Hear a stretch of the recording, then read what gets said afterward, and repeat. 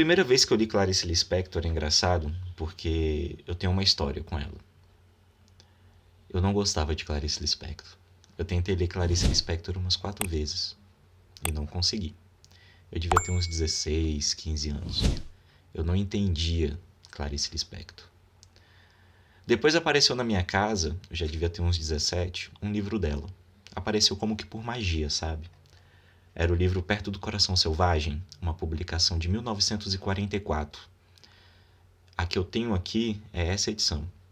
É a 16ª edição do livro. Eu tentei ler ele umas 4 vezes e continuei não conseguindo, continuei não entendendo Clarice Lispector. Depois que eu vivi, depois que eu sofri, depois que eu comecei a compreender um pouco a empatia, depois que eu me enxerguei pertencente de um sistema, esse livro ressurgiu na minha estante. Eu acho que ele nunca sumiu. Eu acho que ele apenas ressurgiu na minha vista. E eu peguei para ler. E eu li em um dia. Foi uma leitura avassaladora. Cada palavra da Clarice parecia exatamente encaixada para eu poder estar entendendo esse livro.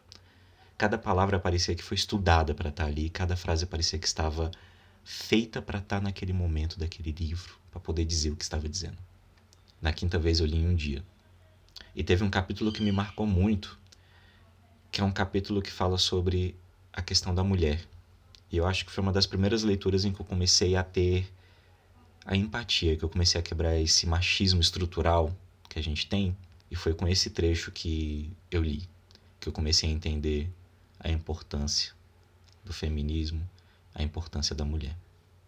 Foi onde eu tive a empatia pela mulher.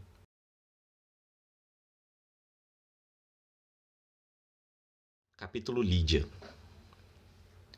A manhã seguinte era de novo como um primeiro dia, sentiu Joana. Otávio saíra cedo e ela o abençoava por isso, como se ele lhe tivesse concedido intencionalmente tempo para pensar, para observar-se. Ela não queria precipitar-se em nenhuma atitude. Sentia que qualquer de seus movimentos poderia tornar-se precioso e perigoso.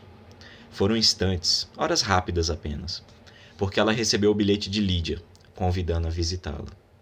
Sua leitura fizera Joana sorrir, antes mesmo de provocar aquelas rápidas e pesadas batidas do coração, e também a lâmina fria do aço encostado no interior morno do corpo. Como se sua morta tia ressurgisse e lhe falasse, Joana imaginou-lhe o susto. Sentiu seus olhos abertos, ou seriam seus próprios olhos a quem ela não permitiam surpresas. Otávio voltou para Lídia. Apesar de Joana, diria a tia.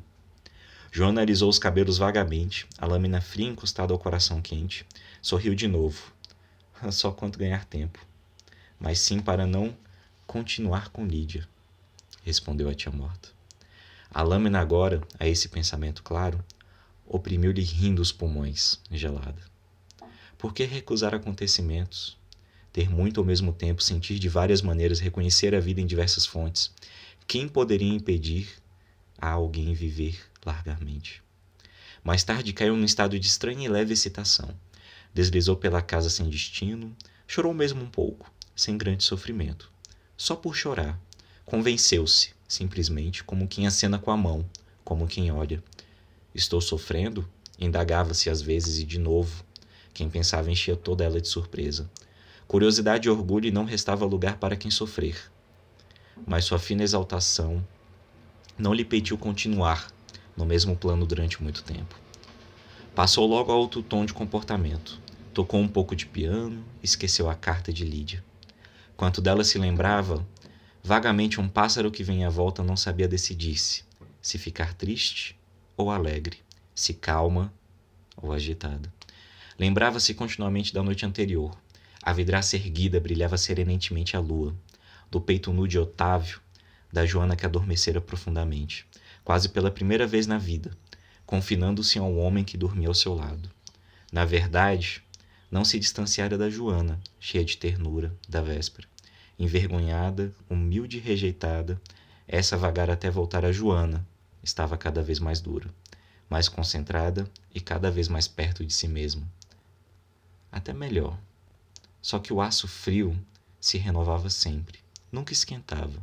Sobretudo no fundo de qualquer pensamento, pairava um outro perplexo, quase encantado, como no dia da morte do pai. Aconteciam coisas sem que elas as inventasse. De tarde, pôde enfim observar Lídia, e soube que estava tão longe dela como da mulher da voz. Olhavam-se e não podiam se odiar ao mesmo ou se repelir. Lídia falara, pálida e discreta, sobre vários assuntos sem interesse para nenhuma das duas. Sua gravidez nascente boiava por toda a sala. Enchia, penetrava Joana. Até aqueles móveis apagados com os paninhos de crochê pareciam guardar-se no mesmo segredo quase revelado, na mesma espera de um filho. Os olhos abertos de Lídia eram sem sombras. Que mulher bela! Os lábios cheios, mas pacíficos, sem estremecimentos, como de alguém que não tem receio do prazer, que o recebe sem remorsos. Que poesia seria a base de sua vida? Que diria aquela mulher, aquele murmúrio que ela adivinhava no interior de Lídia? A mulher da voz multiplicava-se em inúmeras mulheres.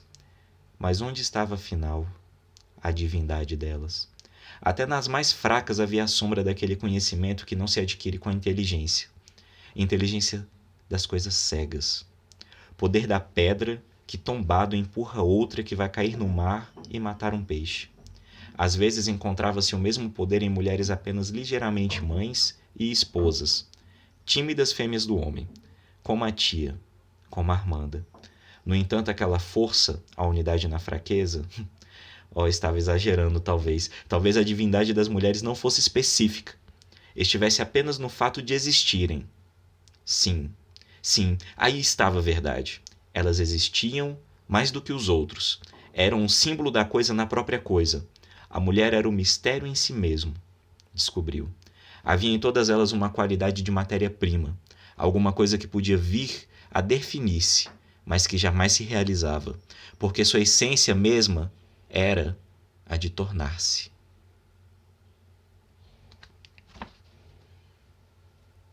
Esse é um trecho do livro, do capítulo Lídia, do livro Perto do Coração Selvagem, de Clarice Lispector.